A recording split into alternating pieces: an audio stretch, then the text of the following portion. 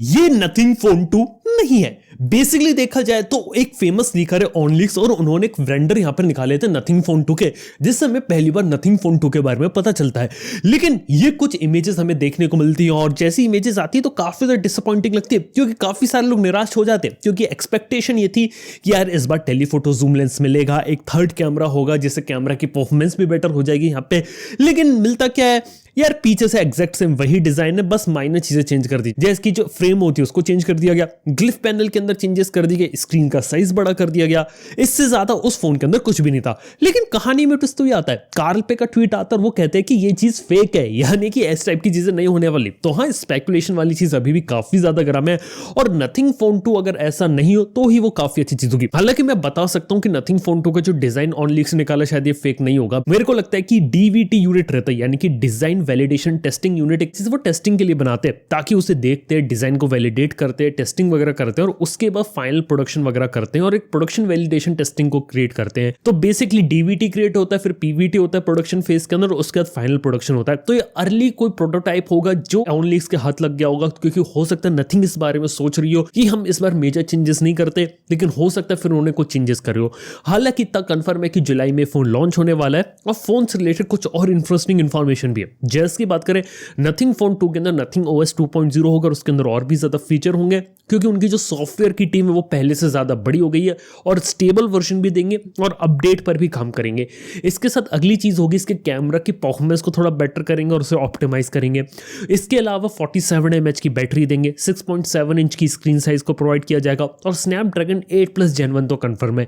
इसके साथ जो चीज नहीं होने वाली वो बता सकता हूं कि यहाँ पे कोई चार्जर नहीं होगा और हाँ, फोन लगता है स्लो चार्जिंग को ही सपोर्ट करेगा, शायद 33 वॉट की, ज्यादा हाई स्पीड पे शायद नथिंग वाला मूव ना करे, लेकिन फिर भी देखते हैं क्या रहता है। लेकिन फोन 2 की अगर प्राइसिंग के बारे में बात करें तो काफी सारे लोग सोच कर बैठे कि 40,000 के नीचे होगा। देखो एक बात बता सकता हूं, अंडर 40,000 नथिंग डिलीवर नहीं कर सकता आज के समय में, क्योंकि अगर वो हार्डवेयर स्पेसिफिकेशन पैक करने लग गया और टेलीफोटो जूम लेंस लगाने लग गया ना, कीमत 40,000 के ऊपर हो सकती है। यार 40 to 45 अभी भी हमारा गेस कह रहा है, लेकिन फिर भी देखते हैं यहाँ पे एग्जैक्टली नथिंग फोन 2 की प्राइसिंग क्या रहती है। अगले महीने लॉन्च होने वाला है, काफी इंटरेस्टिंग चीज होगी यहाँ पे। एप्पल ने फाइनली अपना एप्पल विजन प्रो यहाँ पे अनाउंस कर दिया और देखा है तो उसकी काफी ज्यादा सिमिलैरिटी रेडी प्लेयर 1 आई थी उससे मिलती है, यहाँ तक कि उनका जो डेमो रहता है वो भी उसको याद यहाँ पे दिला देता है। देखो मेन बात यहाँ पर है कि जो एप्पल विजन प्रो है वो काफी ज्यादा फ्यूचरिस्टिक चीज है और उसे एप्पल ने यहाँ पे अनाउंस कर दिया। लेकिन बात करें तो उस प्रोडक्ट को एप्पल ने सिर्फ सिलेक्टेड लोगों को ही यहाँ पे दिखाया। यस, सिलेक्टेड लोगों को दिखाया, डेमो दिया, एक कंट्रोल्ड एनवायरनमेंट में उसका डेमो दिया गया था और पूरे मार्केट में सिर्फ एक ही वीडियो यहाँ पे अवेलेबल है जो आप देख सकते हैं। एक अमेरिकन न्यूज चैनल है ABC और उसमें गुड मॉर्निंग अमेरिका GMA नाम से एक शो आता है। उस शो के अंदर इस चीज को दिखाया गया था पहली बार की रियलिटी में कोई एग्जैक्टली में पहन के कैसा लगता है, क्योंकि जितने भी वीडियोस हमने यहाँ पर देखे ना, ज्यादातर के अंदर कंप्यूटर ग्राफिक्स VFX इनका ही यहाँ पे यूज किया गया था। तो एग्जैक्टली में रियल वर्ल्ड यूजेज कैसा होगा उसके बारे में अभी नहीं पता। हालांकि ये बहुत ज्यादा कॉन्ट्रोवर्शियल चीज हो गई है कि एप्पल क्या कर रही है कि विजन प्रो हेडसेट के साथ ऐसा फ्यूचर प्रोजेक्ट कर रही है जिसके अंदर मोबाइल फोन हो गया, लैपटॉप्स हो गया, टीवी की स्क्रीन हो गई, सब कुछ एक हेडसेट के अंदर आ जाएगा और स्क्रीन होती है आपकी आंखों के सामने आ जाएंगी। अब फ्यूचर क्या आपकी आंखों के सामने होगा कि कहां होगा, ये एक सबसे बड़ी सवाल है। और ऊपर से जो मार्क जकरबर्ग है उनका तो ये कहना है कि इस प्रोडक्ट में कुछ भी ऐसी चीज नहीं थी जो चीज वो पहले इंप्लीमेंट नहीं कर चुके और पहले शोकेस नहीं कर चुके हैं। बेसिकली मार्क जकरबर्ग भी कोशिश कर चुके हैं मेटावर्स के साथ 2021 में और वो चीज उतनी बड़ी टेक ऑफ नहीं करी।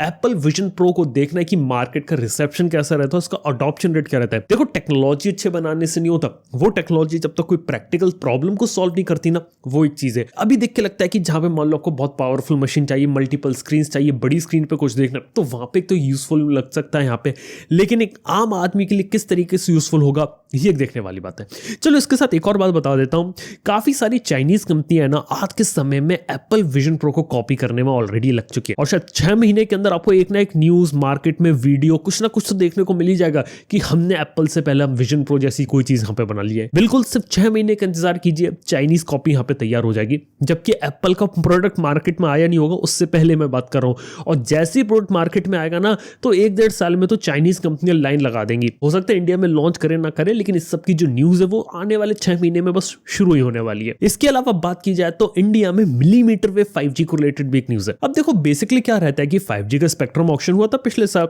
और पिछले साल अक्टूबर से इंडिया में 5G आना शुरू भी हो गया, लेकिन उसके अंदर एक कंडीशन थी कि जितना स्पेक्ट्रम उन्होंने लिया है तो उस स्पेक्ट्रम को उन्हें कहीं ना कहीं इंप्लीमेंट करना पड़ेगा, और कंपनियों ने लिया मिलीमीटर 5G का स्पेक्ट्रम भी, और गवर्नमेंट के रूल्स रेगुलेशन के हिसाब से एक साल के भीतर भीतर उन्हें मिलीमीटर वेव 5G को भी कहीं ना कहीं अवेलेबल करवाना पड़ेगा। लेकिन सबसे ज्यादा बड़ी बात तो यहाँ पर पता है क्या आती है, कि गवर्नमेंट ने तो बोल दिया कि मिलीमीटर वेव 5G होना चाहिए और आपका 5G की जो स्पेक्ट्रम आपने ले रखा है वो तो जाने चाहिए, लेकिन इंडिया में फोन ही नहीं है। इंडिया में इस समय कोई भी फोन मार्केट में अभी अवेलेबल नहीं जिसके अंदर मिलीमीटर वेव का 5G चले। किस फोन में चलेगा, कैसे चलेगा, ये भी पता नहीं है। तो यार एक बहुत बड़ी प्रॉब्लम हो रखी है मार्केट के अंदर। लेकिन हाँ, ये एक चीज है। इसके साथ ही मैं आपको ये बात भी बता सकता हूं कि वोडाफोन आइडिया के साथ भी कुछ महीने बचे हुए हैं, यानी कि आने वाले कुछ महीनों में उन्हें कहीं ना कहीं किसी ना किसी रूप से 5G को रोल आउट करना पड़ेगा, क्योंकि गवर्नमेंट ने बोला था कि जो ऑक्शन में हमने स्पेक्ट्रम आपको दिया वो एक साल के अंदर अंदर आपको कहीं ना कहीं रोल आउट करना पड़ेगा। वोडाफोन आइडिया का रोल आउट कर देती है तो एक काफी अच्छी चीज होगी। यहाँ पे देखते हैं यहाँ पर क्या रहता है। और हाँ, मिलीमीटर वेव 5G भी अब शायद कहीं ना कहीं देखने को मिला, और उम्मीद करते हैं कि इस सब के बाद ऐसे कुछ मोबाइल फोन्स में जिसमें मिलीमीटर वेव 5G का सपोर्ट हो। इसके साथ ही BSNL के बारे में बात करें तो ऑब्वियसली उसे गवर्नमेंट की तरफ से 4G और 5G का स्पेक्ट्रम मिला है। बेसिकली वो 4G और 5G सर्विसेज को पैन इंडिया रोल आउट कर सकते हैं, जो कि काफी बड़े एडवांटेज है।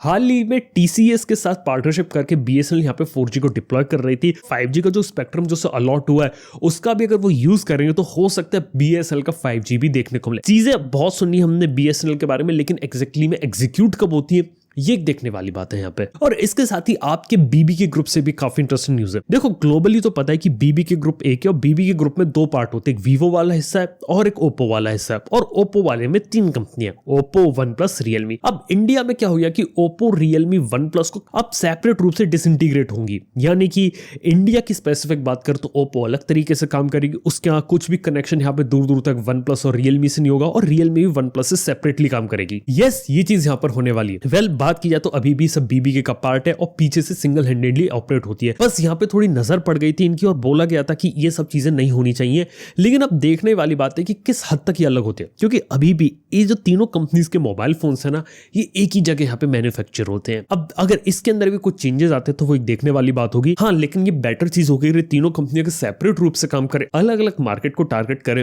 तो एक अच्छी चीज हो सकती है यहाँ पे। तो फिलहाल के तौर पे ये थी कुछ इंटरेस्टिंग न्यूज इस हफ्ते की। आपको इसमें से कौन सी चीज इंटरेस्टिंग लगी वो ये बात नीचे कमेंट बताना ना भूला। थैंक यू वीडियो देखने के लिए। मैं आपसे मिलता हूं नेक्स्ट वन में। Good bye.